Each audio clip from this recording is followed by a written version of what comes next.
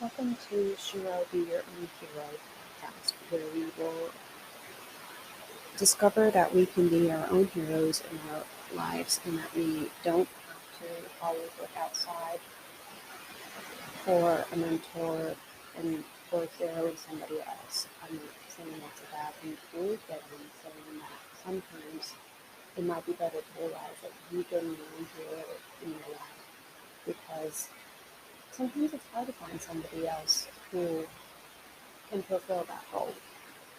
And it's also can be very uplifting for you to realize, oh, I've been able to be a hero for myself by loving this unfortunate traumatic event that I went through, whether it was abuse or losing a loved one or losing a friend or having a relationship end or losing your job, that you were able to rise above that incident and be able to strengthen you and to destroy you with your down.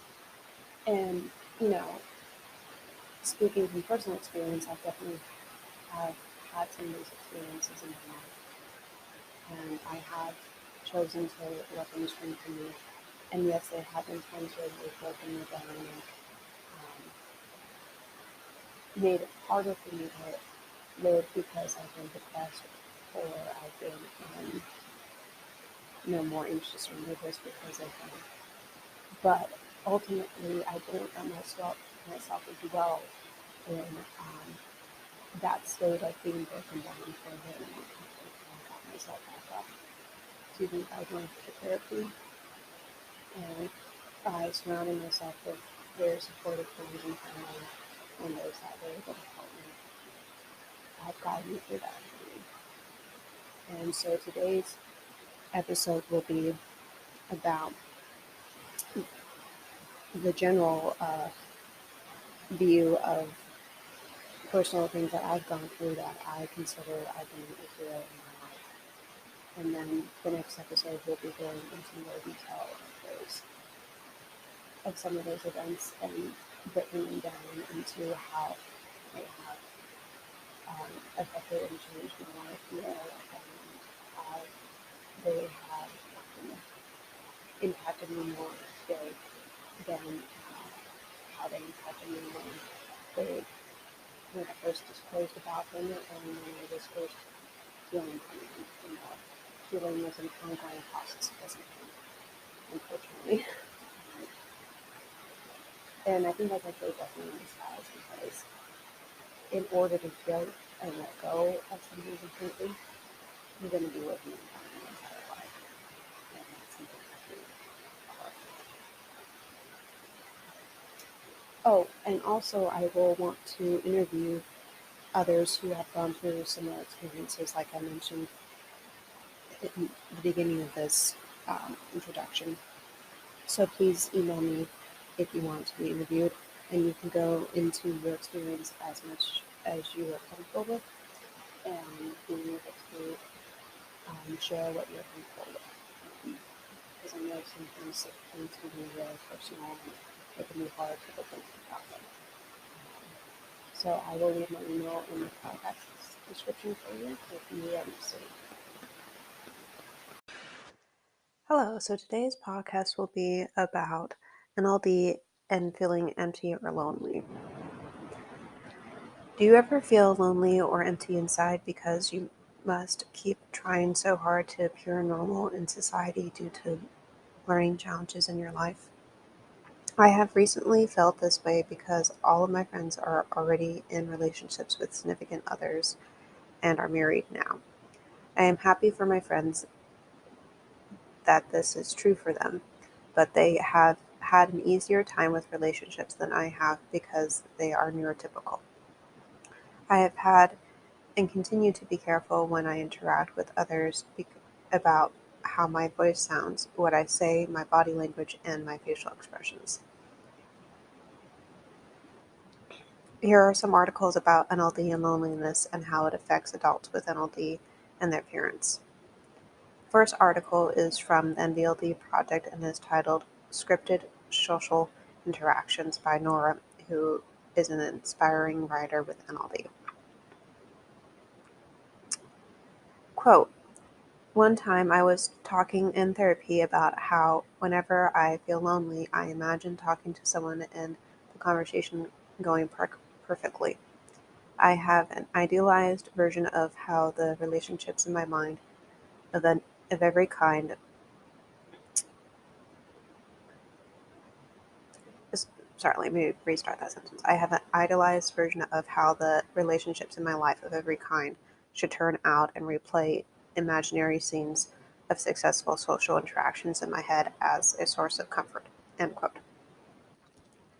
So I definitely do something similar to what Nora does, where I try to do role playing with my family in terms of how a date might go, or how to interact around somebody so that I seem more normal and I'm not, seeming weird and crazy.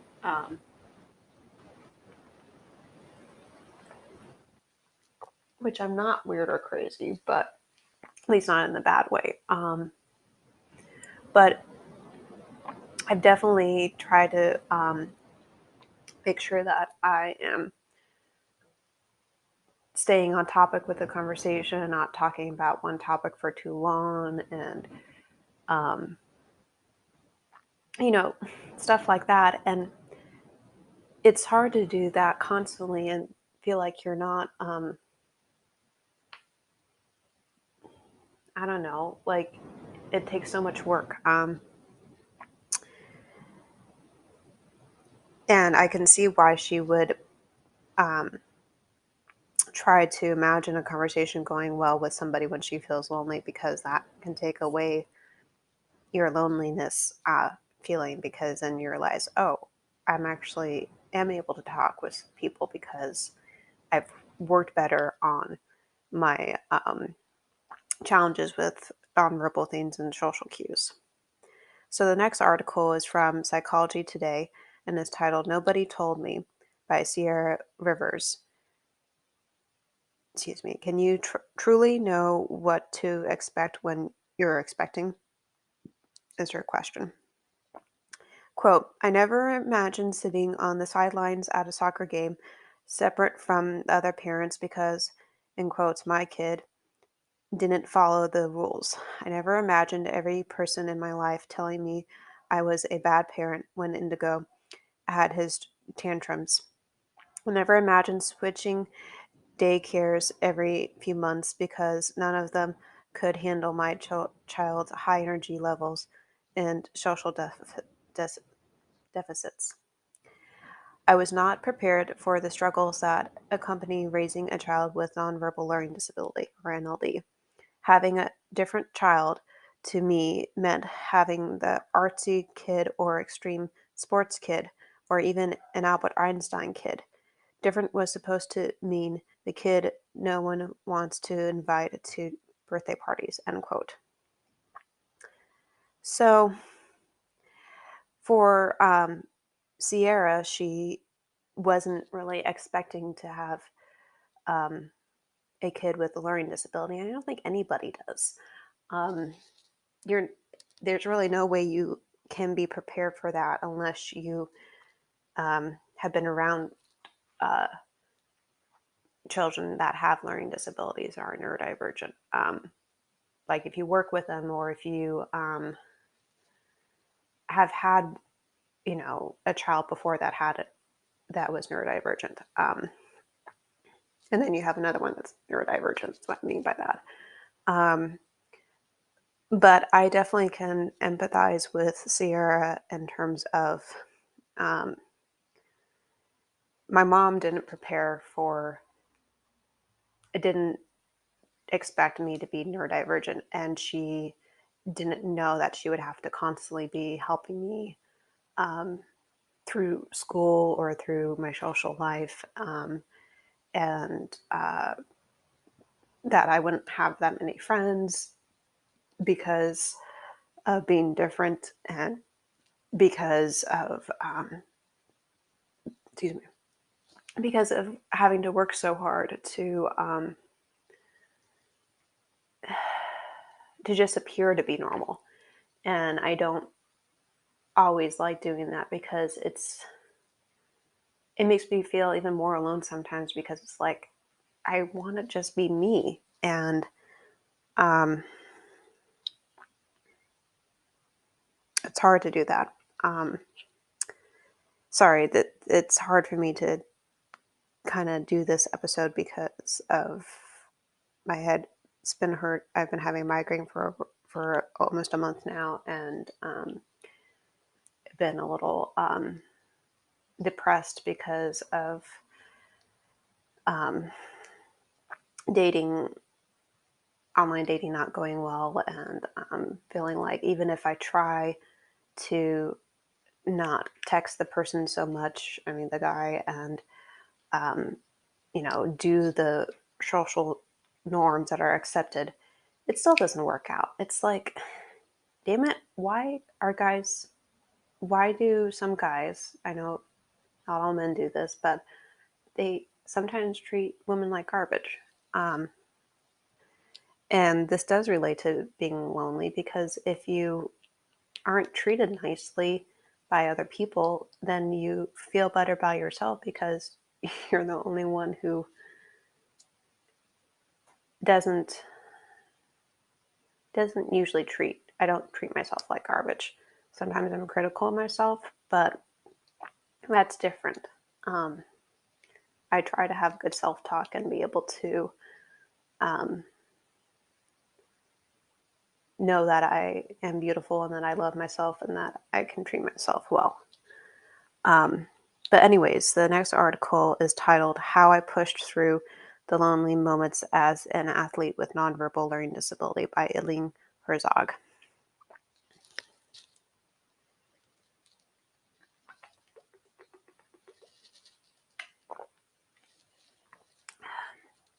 Quote, through this experience, I turned the loneliness into positives,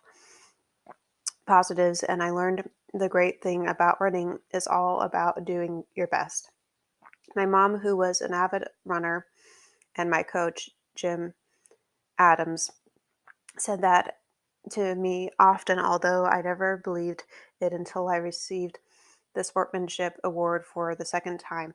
I always believed they were just being nice to help me cope with frustrations. Today, I continue to realize my mom and Jim were right. Jim's advocacy and friendship goes well beyond a coach and an athlete relationship, and he still remembers my strong work ethic. You may have heard that students with NVLD or other social disability have no connections. However, for me, I am so gratified the lonely periods led me to a remarkable ending. Overall, as you go through your own challenges and become unsure if you should stay with the hassles of being an athlete with a disability, always remember there's a light at the end of the tunnel. The difficulties may seem impossible, but with courage and bravery, you can experience something special. Sports not only gave me some of the best supporters, but they also gave me a major passion. I love watching sports, especially basketball. I truly believe the same thing can happen for you. So, for me, I definitely relate to that because I also do running. And it's a way for me to not feel lonely because I can de stress about my emotions. And it's one of the few things that I feel like comes naturally to me without working so hard at it. Um, and I have some friends who like to run as well, and that's a nice thing to be able to talk to them about, um, or just even exercise in general. You don't have to talk about one sport in particular. The last article is titled Six Things I Wish People Knew About Parenting a Child with a Nonverbal Learning Disability by Laura Lemmy. Quote, 1. Nonverbal learning disability is a terrible name. When you tell people your child has a nonverbal learning disability, they often latch onto the nonverbal part. They think your child can't or won't speak. But when kids have NLD, their strengths are with spoken words. What they struggle with is understanding nonverbal social cues like facial expression, body language, and voice tone. Missing these social cues can lead to being marginalized and isolated. Kids with NVLD can also have trouble with spatial skills as well as with abstract and conceptual thinking. 2. Recess was the worst part of my daughter's day as a young child. For a lot of young kids, recess is the highlight of the school day, but it wasn't for my daughter. Having to figure out what to do with with whom to play when there was no structure was overwhelming. She sometimes had trouble socially during recess. She often couldn't decide what to play unless a teacher organized an activity. As a result, she was often left out and alone. Sometimes she would even cry during recess. Number 3, there was no, in quotes, right school for my daughter. My daughter was bright and curious. She loved to learn, but she needed help with social skills and executive functioning skills. Unfortunately, we never found the right school for her. She didn't fit in a mainstream school or at a specialized school for learning differences. She fit in nowhere. In the end, we kept my daughter in a mainstream school. She shined academically, but socially she had a very difficult time. Number 4, there was a reason for my daughter's poor table manners. Though she tried her best, my daughter had trouble holding a fork and a knife properly because of her NLD. It was hard for her to handle utensils while remembering to chew with her mouth closed and eat neatly. This made socializing during meals even harder. Number 5, she was often late because she had no sense of direction. Kids with NLD can have a very poor sense of direction. Even though we live in New York City, where the streets are set up as grids with numbers, my daughter constantly got lost. Sometimes it was very scary because she couldn't sense which direction cars were coming from. Over time, I've taught her to learn to look both ways before crossing the street. And now that she's older, she also is able to find her way with the help of navigation apps on her smartphone. But I still worry about her safety. Number 6, having a child with NVLD made parenting lonely, but it doesn't have to be that way. My daughter's childhood was lonely for both her and me. She was socially isolated, and so were we. Although she ended up becoming an excellent student, she never really had the close friends she so very much wanted. Yes, NVLD can be lonely, but it shouldn't have to be. Seeing my daughter's challenges, I realized that everyone needs a community. The understood community is a great place to connect with other parents of kids with NVLD. And just like every parent needs a community, every child with NVLD needs a voice too. A few years ago, I helped found the NVLD project to help raise awareness about NVLD. Kids with NVLD needed to be heard, and we all needed to listen, end quote. So I definitely can relate uh, to Laura, who was talking about her daughter there, and she is the founder of the NVLD project, and she I remember reading about her and how she realized that her daughter had NVLD because her daughter was showing signs of it early on as a baby growing up, and how she would talk and walk. And I think reading was part of that as well. And for me, those are definitely, I think, the 6 things that my mom has also experienced because even though I didn't go to public school, I think I would have been pretty lonely because of how it was for me in Girl Scouts with not having very many friends and having the cliques make fun of me, and realizing, like, why do I even want to have friends if they're going to make fun of me? And I only have two very close friends today. And for me, that's all I really need. I mean, yes, I wish I had more friends, but if it wasn't, they weren't close like family, I don't think it would mean that much to me.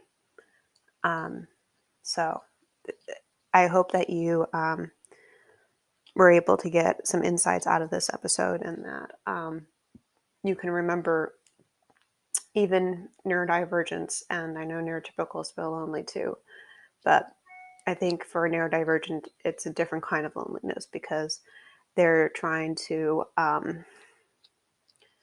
work really hard to seem like neurotypical and to seem normal.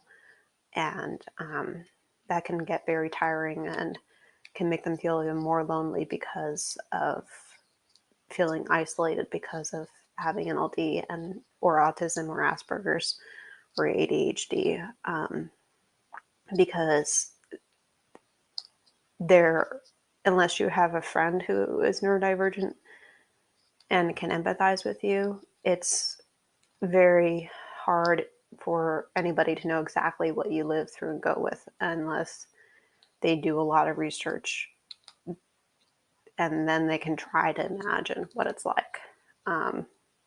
But you never will know exactly what it's like because you're neurotypical. You're not neurodivergent.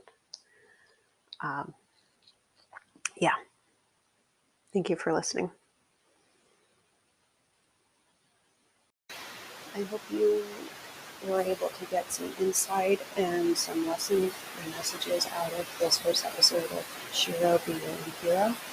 And I hope that you will be able to use it to help you guide yourself through whatever you might be going through, whether it's challenging for you or maybe you know somebody else who's going through something that's challenging for them, and be able to help them be there and help yourself be there.